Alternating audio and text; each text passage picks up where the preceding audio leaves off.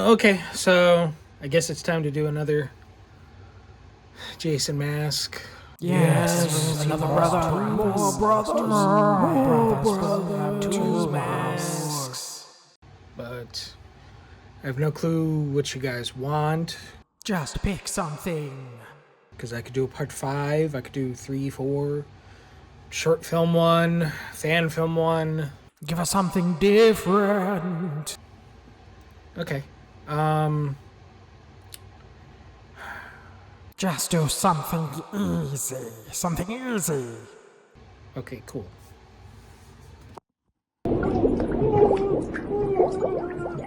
And so it's another mask video.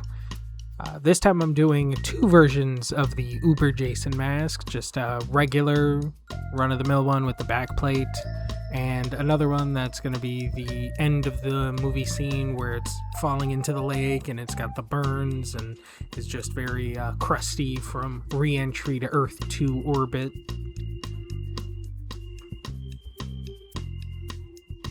After all the sanding and primer and filler, you want to go ahead and do a black gloss coat. That is very important.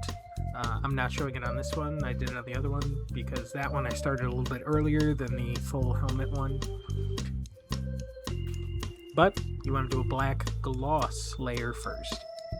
That way when you layer the silver on top, it makes it more metallic looking. The undercoat actually dictates how metallic something is. So usually when you do a silver, you want to have a black underneath, or if you want a lighter looking silver, you do a white underneath. As long as it's a gloss coat, it usually comes out pretty good.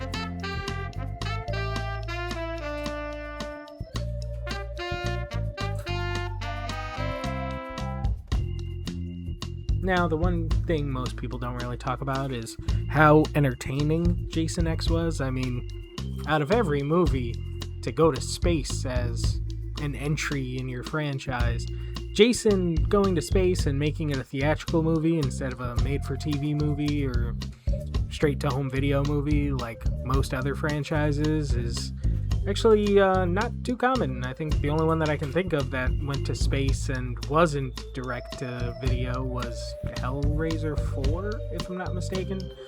That one was in theaters, but of course they butchered the hell out of that movie, which apparently they also butchered the hell out of this movie with cutting the budget constantly. So, you know, it just wasn't going to be as grand as they really wanted it to be.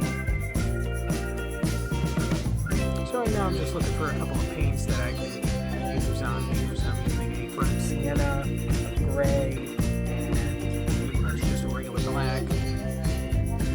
But essentially what I'm doing here is I'm making a black first layer, just stippling it on the spots where it's going to be all burnt and crusty, and then going over that with the burnt sienna to add a I don't know how to describe it or what the word for it is called, but it's that sort of effect where you see metal get burnt up and the color changes on it, where it gets kind of like a rainbowy, metallic-y kind of look.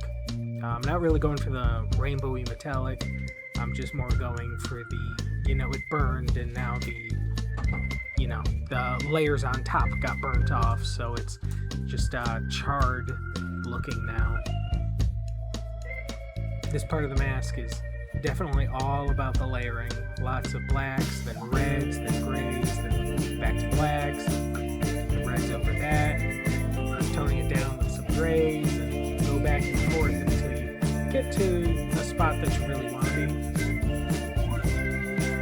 During this build, I can go back and forth between the lights. For me, for whatever reason, under those lights, it just doesn't look the same as going under these lights.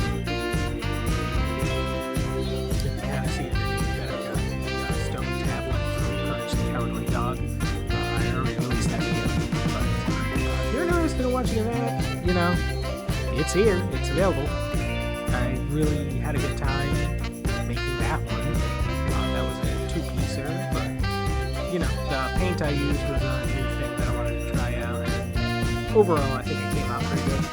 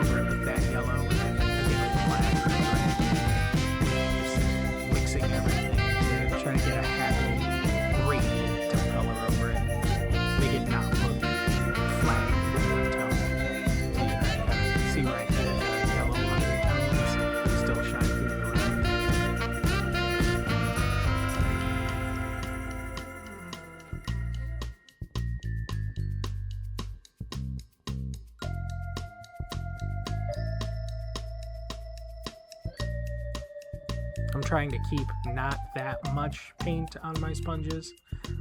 This is supposed to be a light stippling, so I'm trying to add a very low amount of paint at a time, just so I don't overdo it. Now here I'm taking another one of my brushes and I'm using Silver Rub and Buff to kind of outline things and re-add silver to some spots where I was like, I didn't really hit it that well, or, there was some overspray from trying to, put the paint on. You can kind of see that, the Silver Rub and Buff goes on and it kind of blends everything back out a little once you, rub it in.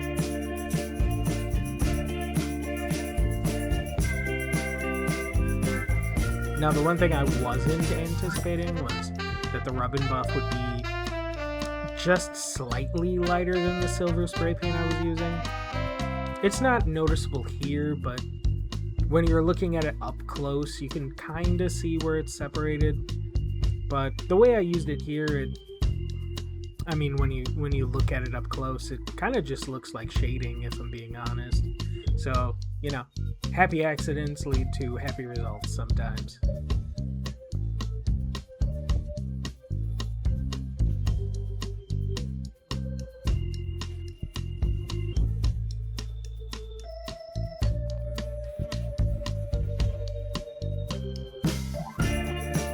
And right now I'm just doing satin clear like I always do on these. I was debating on doing a clear, but I decided against it. Now on the full helmet one, it doesn't really have that, charring on it. So here I'm just putting a little bit of black in the vent holes, I guess you would call them. That's, I guess, what they are. I don't really know how to describe them. But once I do that, then I go over the areas with Silver Rub and Buff to get rid of some of the, some of the spots where I overdid it or it's smudging some of the black in.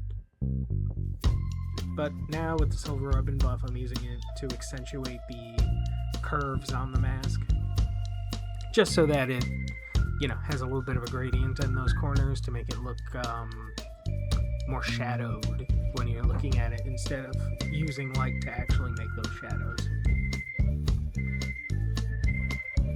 As you can see, it's a little bit different. The molds are the same, it's just cut a little bit different. Then I didn't want to take time making magnets for this helmet. Originally, I thought I had sized it correctly, but when I checked, unfortunately, it was just a tiny bit too small. Just a little bit too small on the horizontal. So it couldn't get it on my head. Even if I wanted to, it would not sit on my face. So, putting the helmet on, even if I put magnets in, it was not going to work. As you can see here, there's a couple of spots where the super glue does leak, unfortunately. So I'm going to have to spray it a little bit and use some Silver Rub and Buff after some sanding to fix those areas. But overall, I think, comes out pretty good.